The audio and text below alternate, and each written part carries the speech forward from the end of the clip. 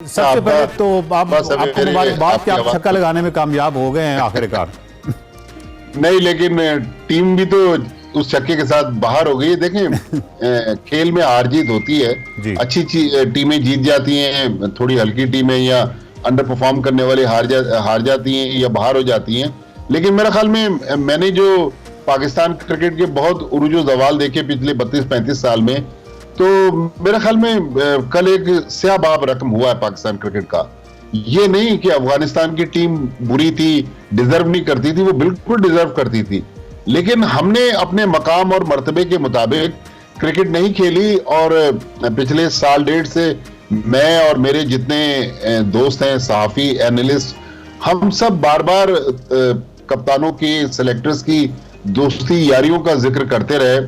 लेकिन शायद वो ये समझते रहे कि हम कोई पाकिस्तान टीम पे क्रिटिसाइज कर रहे हैं। यकीन करें, भारत में दूसरे मुल्क में कल हमें भी शर्म आई जब हम ग्राउंड से निकले और लोग पूछ रहे थे कि भाई आपकी क्रिकेट को क्या हो गया। एक दिन पहले यहाँ का बहुत बड़ा इंग्लिश का रोजनामा है हिंदू, हम बड़ा आइकॉनिक अखबार है, 100 साल से ज्यादा पुराना है और तकरीबन 2.5 मिलियन उसकी इशात है। तो उनके दफ्तर जब गए तो उन्होंने भी हमसे सवाल किया कि आपके मुल्क में जहांगीर खान, जानशीर खान जैसे स्क्वाश लेजेंड्स होते थे, आज कहाँ हैं वो खिलाड़ी? आज तो आप एशियन गेम्स में भी गोल्ड मेडल नहीं जीत पा रहे। तो मेरे ख्याल में पाकिस्तान के स्पोर्ट्स की ज़बू हाली डिक्लाइन का हम तस्करा कर सकते हैं। मैंने वकार साहब जो 2 बड़े साने पाकिस्तान क्रिकेट के देखे, एक में 2007 में वर्ल्ड कप में आयरलैंड के खिलाफ मैच मैंने कवर किया वेस्ट इंडीज के शहर किंगस्टन जमैका में, जिसके अगले दिन बॉब वुलमर का इंतकाल हुआ। और कल अफगानिस्तान के खिलाफ मैच मेरे ख्याल में एज ए पाकिस्तानी मुझे तो बहुत शर्म आई कि हमारी टीम इतनी बुरी नहीं थी जितनी हमने बुरी परफॉर्मेंस दी। तो ये बताइए कि जो अरूजो ज़वाल आपने तो बहुत देखा है और आप कह रहे हैं कि पूरा आपने एक सिलसिला, एक तारीख पे आपकी नज़र है पाकिस्तानी टीम के हवाले से, इस जवाल के हवाले से आप कोई स्पेसिफिक ये कहना चाह रहे हैं कि ये बदतरीन जवाल है? मेरे ख्याल में वन ऑफ द वर्स्ट है, बल्कि हमारे वन ऑफ द वर्स्ट है। हम बहुत बुरे मैचेस हारे हैं। जिस तरह मैं वहां मौजूद नहीं था, 99 वर्ल्ड कप में बांग्लादेश के खिलाफ पाकिस्तान हार गया, उसके बारे में बहुत सारी कहानियां हुई। फिर उसके बाद एक जुडिशियल इंक्वायरी भी गवर्नमेंट ऑफ पाकिस्तान ने करवाई। तो बहुत सारे पाकिस्तान टीम के बुरे हमने दौर देखे, बुरी शिकस्तें देखी। लेकिन मेरे ख्याल में one of the worst defeat है कि 282 रन। देखिए वकार साहब, हमारी जो बॉलिंग थी, इस बॉलिंग की वजह से लोग कह रहे थे पाकिस्तान एशिया कप में फेवरेट है, पाकिस्तान वर्ल्ड कप में फेवरेट है। इस वर्ल्ड कप में हमारे खिलाफ एक मैच में 344 रन बने अगेंस्ट श्रीलंका, हमारे बैट्समैनों ने वो मैच जितवा दिया। ऑस्ट्रेलिया ने हमारे खिलाफ 367 रन बनाए, इसका मतलब हमारी बॉलिंग में मसला था। कल हमारे बॉलर्स 282 रन का दिफा नहीं कर सके, तो इसका मतलब है कल मैंने जो 2007 में इंजमामुल हक की आंखों में आंसू देखे थे, कल बाबर आजम की भी तकरीबन वैसी कैफियत थी। लेकिन मेरा सिर्फ मैं ये नहीं कह रहा कि बाबर आजम जानबूझकर उन्होंने पाकिस्तान को लेट डाउन किया, लेकिन अगर थोड़ा सा नजरसानी कर लेते अपने दाएं बाएं जो प्लेयर की सिलेक्शन हो रही थी। बट सब एक तो जो शक्ल होती है ना अपसेट की, एक होता है कि हम अपसेट हो गए, फलां अपसेट हो गया, मतलब अफगानिस्तान के साथ जो हमारे लास्ट 3 मैचेस हुए हैं, अगर अफगानिस्तान को जीत जाता, आखिरी गेंद पे कोई ऐसा मामला होता तो हम कहते हैं ये एक अपसेट हो गया, एक छोटी टीम ने बड़ी टीम को हरा दिया। कल जिस तरह अफगानिस्तान ने मतलब सिर्फ 2 उनके आउट हुए, जिस कॉन्फिडेंस के साथ, और हैरान कुन बात यह है कि वो जो पहली पार्टनरशिप थी, उस पहली पार्टनरशिप ने एक चांस नहीं लिया। मतलब मैं बड़ा कीनली देख रहा था कि होता है ना कि आपका कोई एक कैश ड्रॉप हो गया है, कोई ऐसा मामला हुआ है, बहुत कॉन्फिडेंस के साथ कितना कंपोज्ड होके खेले।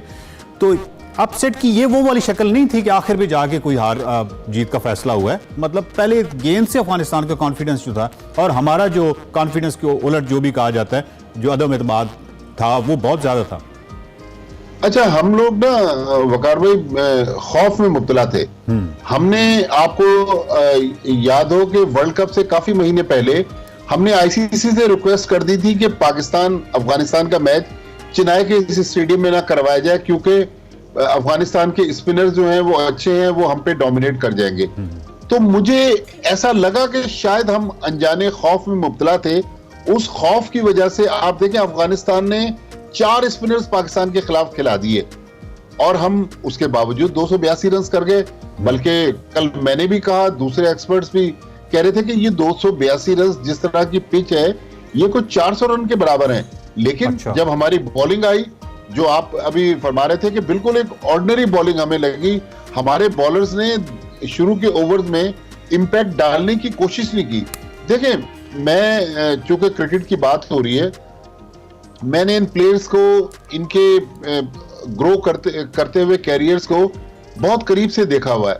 मेरे ख्याल में जब ये 5 स्टार लग्जरी में आ जाते हैं ना, फिर इनको परवाह नहीं होती कि वकार साहब क्या कह रहे हैं या भट्टी साहब क्या कह रहे हैं।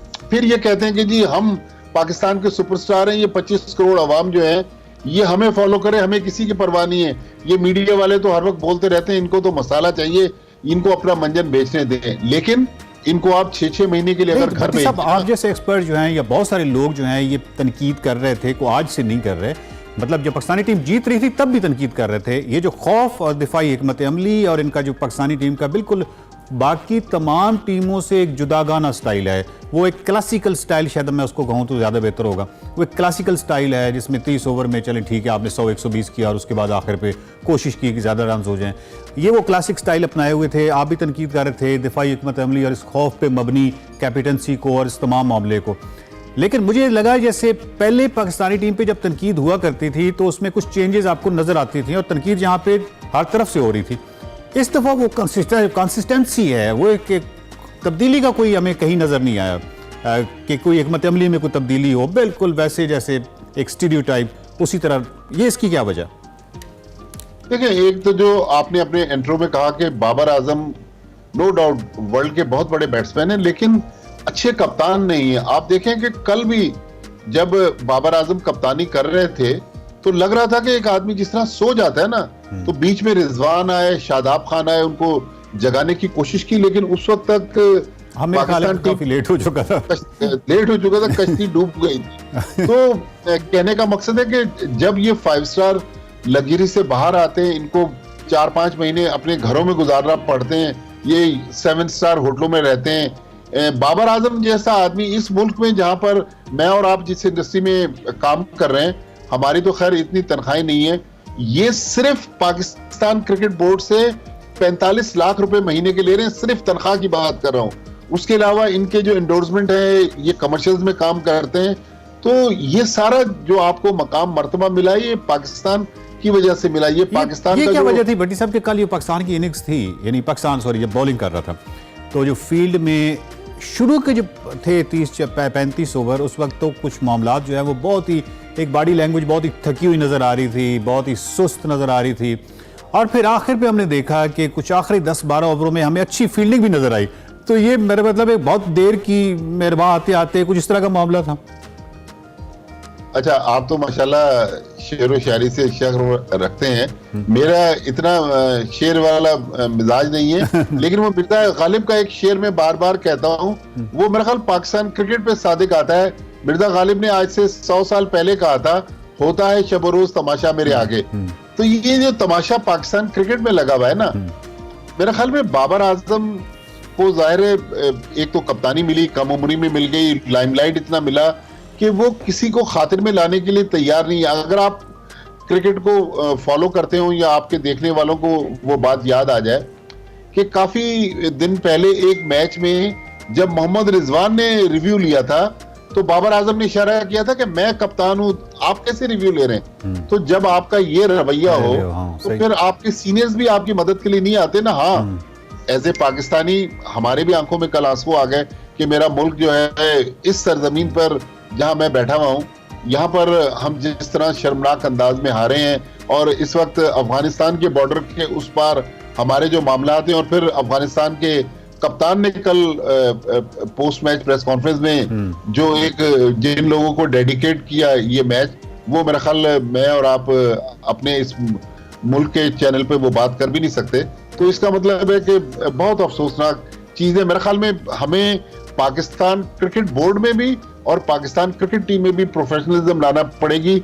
ये जी PMLN की हुकूमत है या PDM की हुकूमत है या PTI की हुकूमत है, तो उनका चेयरमैन आएगा, मेरे ख्याल इस तरह हम करेंगे तो क्रिकेट का हाल भी हॉकी और स्क्वाश वाला हो जाएगा। क्रिकेट के अंदर जो कल जरवान ने एक बात की है, मेरा मतलब है कि क्रिकेट के अंदर एक तासुब सा हमें नजर आया, होना नहीं चाहिए। मेरा मतलब स्पोर्ट्स जो है वो स्पोर्ट्स को स्पोर्ट्स की हद तक रखना चाहिए। इसके हवाले से भी वहाँ पे कोई डिबेट वगैरह हो रही है, वहाँ पे लोग बात कर रहे हैं? देखिए वकार साहब, कल सोशल मीडिया पे हमारे एक दो दोस्तों ने ये कहानी लिखी कि पाकिस्तान क्रिकेट टीम में ग्रुपिंग हो गई, इख्तलाफात हो गए, बल्कि यहाँ तक उन्होंने लिखा कि शायद पाकिस्तान के कुछ प्लेयर्स के दरमियान कोई हाथापाई की नौबत आ गई। मुझे चूंकि जी हाँ, मुझे चूंकि मेरे पास मुसद्दिका खबर नहीं है इसलिए मैं कंफर्म नहीं कर रहा, लेकिन पाकिस्तान क्रिकेट बोर्ड ने अगर आपकी जो टीम है वो मीडिया रिलीज दिखा सके, पाकिस्तान क्रिकेट बोर्ड ने मीडिया रिलीज को उसके जरिए डिनाई किया कि ये सहाफती इक़दार के खिलाफ है।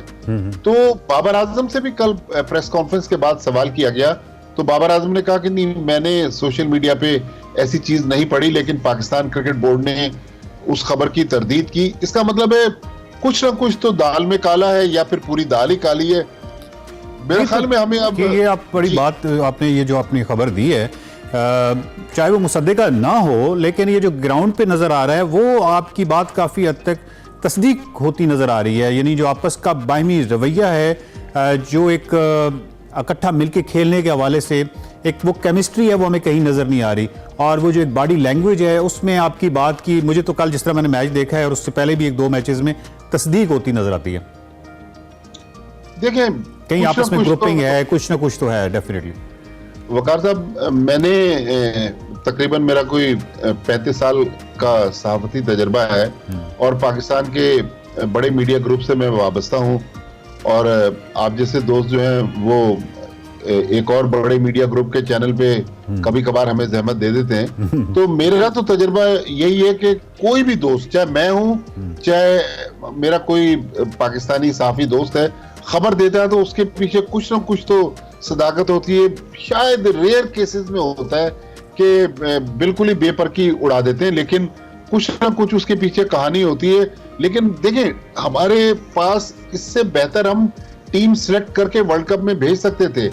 मीडिया ये बार बार कह रहा था कि भाई आप अपनी दोस्ती यारियों से बाहर आए, लेकिन बाबर आजम ये बात मानने के लिए तैयार नहीं थे। मिकी आर्थर, मैंने उनके बारे में पहली बार लिखा कि वो ऑनलाइन कोच हैं और वर्क फ्रॉम होम कर रहे हैं इंग्लैंड से।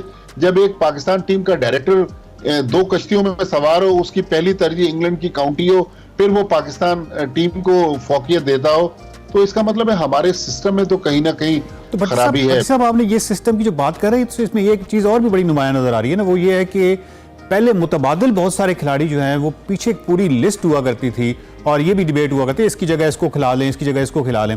अब कुछ ज़्यादा हमारे पास ऑप्शंस नहीं है। मेरा मतलब है कि वही एक थोड़ी सी बहस होती है कि चलें आप फ़खर जमान को चांस दे रहे हैं या 1-2 प्लेयर्स की, वो जो पीछे पूरी खेप होती थी उसमें कुछ आपको कमी नजर आई है? देखें, ये काम तो वकार साहब उन लोगों का है, इंजमामुल हक साहब का है, जो 25 लाख रुपए महीने की तनख्वाह ले रहे हैं पाकिस्तान क्रिकेट बोर्ड से, कि भाई आपके पास वो टैलेंट परखने वाली आंख तो हो, लेकिन एक अगर हम दूर से इसका तज्जिया करें, 2-3 नाम मैं आपको बता देता हूं, अगर आप शायद इत्तफाक कर लें। एक बच्चा है साइम अयूब, कराची का बैट्समैन है, अभी वेस्टइंडीज में जो T20 लीग हुई है उसमें उसने धमाकेदार परफॉर्मेंस दी है। फिर कायद-ए-आज़म ट्रॉफी का फाइनल लाहौर में इस वक्त चल रहा है, आज शायद उसका 3रा दिन है, उसमें फर्स्ट क्लास मैच में आके साइम अयूब ने डबल सेंचुरी बनाई है। एक और हमारे ओपनर है शान मसूद। शान मसूद के वालिद अगर कोई बड़े शख्स हैं या उनके चचा किसी हुकूमत के बड़े ओहदे पर हैं, डॉक्टर वकार मसूद खान, तो शान मसूद की जो परफॉर्मेंस है वो मैटर करती है। हमें ओहदों से कोई मतलब नहीं लेना। हमारे जो 92 वर्ल्ड कप के विनिंग कप्तान थे, उनकी फैमिली भी बहुत बड़ी फैमिली थी। फिर शान मसूद ने भी कायद-ए-आज़म ट्रॉफी के फाइनल में 180 रन बनाए, माजी में भी उनकी परफॉर्मेंसेस देख लें। सरफराज अहमद, एक और पाकिस्तान का फॉर्मर कप्तान, आज उसकी भी परफॉर्मेंसेस आप रिसेंट कायद-ए-आज़म ट्रॉफी में, ज़ाहिर है हमारे पास पैमाना एक ही है चेक करने का, जो हमारा प्रीमियर फर्स्ट क्लास टूर्नामेंट चल रहा है, उस टूर्नामेंट में सरफराज परफॉर्म कर रहा है। सरफराज की जगह या बुग़्ज़े माविया कह लें या बुग़्ज़े सरफराज कह लें, मोहम्मद हारिस को पाकिस्तान की इस टीम के साथ हम भारत लेकर आए हुए। हालांकि रिजवान विकेट कीपर है, सरफराज भी रिजर्व विकेट कीपर बन सकते थे, लेकिन जो सिलेक्ट करना चाह रहे थे। बहरहाल एक पाकिस्तान में एक ग्रुप तो है जो डोमिनेट कर रहा है, शायद टेलीविजन पर मैं उसको उस तरह बयान नहीं कर सकता। नहीं वो ठीक है, बिल्कुल आप दुरुस्त कह रहे हैं। उसमें बहुत सारी चीजें आपने कहा ना कि दाल जो है वो काली है, वो काफी हद तक वो नजर भी आ रही है, नाजरीन को भी नजर आ रही है, जो क्रिकेट लवर हैं उनको भी मालूम हो रहा है। मुझे सिर्फ आने वाले हवाले से बता दीजिए भट्टी साहब, अब आपकी क्या पेशगोई है, और एक तो पेशगोई क्या है और आप क्या समझते हैं कि अभी भी कोई ऐसे इकदाम हैं, कोई ऐसा मामला है जिससे टूर्नामेंट को बचाया जा सके, अपने आप को इन रखा जा सके, क्या किया जाए? देखें, अच्छा खेल के अभी भी हमारे पास चांस है। हम 5 में से 2 मैच जीते हुए 3 मैच हारे हैं। ठीक है। अब पाकिस्तान का मसला क्या है? पाकिस्तान को यही चेन्नई में जुमे को खेलना है साउथ अफ्रीका के खिलाफ, वो मैच पाकिस्तान को जीतना है। फिर 4 नवंबर को पाकिस्तान ने कलकत्ता में बांग्लादेश के खिलाफ खेलना है। फिर पाकिस्तान की टीम बेंगलोर आएगी जहां पाकिस्तान का मैच न्यूजीलैंड के साथ है। और आखिरी ग्रुप मैच जो पाकिस्तान का, अगर ये 3 मैचों में अच्छा परफॉर्म करता है तो वो पाकिस्तान के मुस्तकबिल का फैसला फिर ईडन गार्डन्स कलकत्ता में होगा। पाकिस्तान दिफाई चैंपियन इंग्लैंड के खिलाफ आखिरी मैच खेलेगा। तो देखें, अच्छा खेलकर पाकिस्तान 4 मैचों में आपके पास अब मैच हारने की कोई गुंजाइश नहीं है, कोई गुंजाइश नहीं है। हल्की सी चले एक हार भी आ जाए, 5 मैच जीतकर भी इफ एंड बट्स के साथ जा सकते हैं। लेकिन इस गिरी टीम को खड़ा करना, जाहिर है इतने बड़े नाम नहीं है वकार साहब, जिनको ये वो 92 वाली टीम नहीं है जिसमें इमरान खान, जावेद मियांदाद, वसीम अकरम, रमीज राजा, आमिर सोहेल, मुश्ताक अहमद, इंजमाम उल हक, वो बहुत बड़ी टीम थी। इन लड़कों को मैंने जिस तरह कल बाबर आजम का चेहरा देखा, उनकी आंखों में आंसू नहीं थे, लेकिन जब रो के आदमी आता है ना तो वो उनकी कैफियत थी। इस टीम को खड़ा करना। बहुत शुक्रिया आपका, बहुत शुक्रिया, आपने वक्त दिया। और यकीनन आप बाबर आजम के हवाले से जो हमदर्दी का इज़हार कर रहे थे उसमें भी कोई शक नहीं। दर्दी अपनी जगह पे है, आंसू अपनी जगह पे हैं, लेकिन एक साइंटिफिक अप्रोच अपनी जगह पे है, ऑब्जेक्टिविटी अपनी जगह पे है। मारूजी अंदाज से आप किस तरीके से चीज़ों को सीखते हैं और स्पेशली शिकस्त से आप चीज़ों को कैसे सीखते हैं, ये बिल्कुल एक अलग चीज़ है।